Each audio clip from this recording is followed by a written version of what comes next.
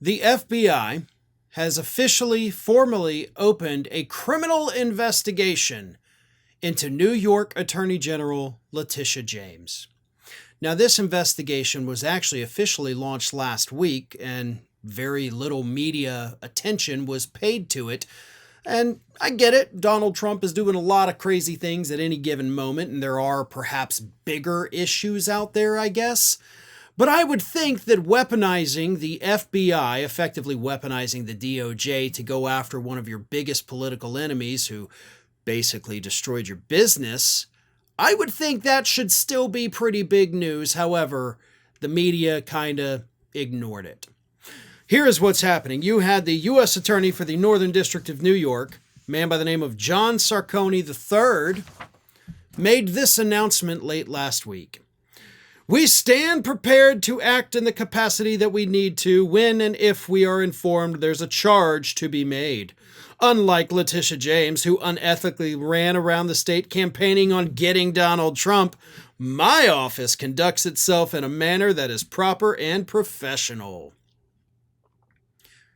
You see, that statement right there, Mr. Sarcone, that's not professional, okay? You're just parroting what Donald Trump has said in the past, which for the record proves that this is a political persecution instead of a genuine criminal investigation.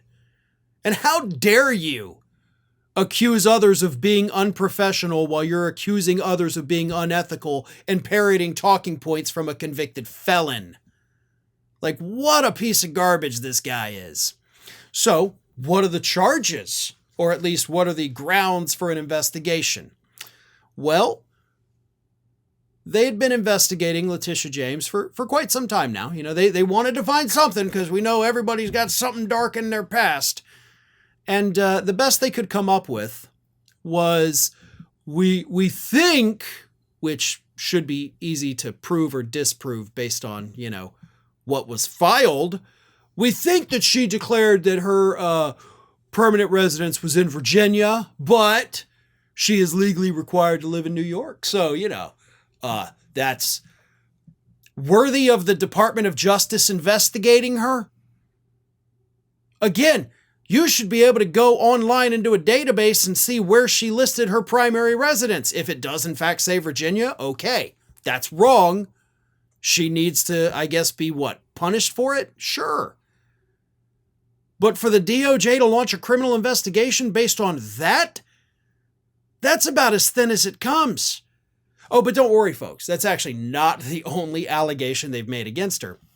They said she may have undervalued a property that she bought, get this, in 2001, may have undervalued it in order to get government funding to help her buy it.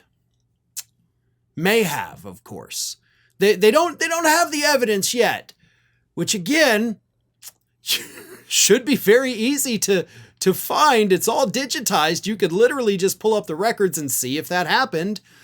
You pull up what she valued in her application to get government funding, and then you pull up what the tax value of the property was. Like, that's a quick 3-minute search if you take a 2-minute coffee break during it.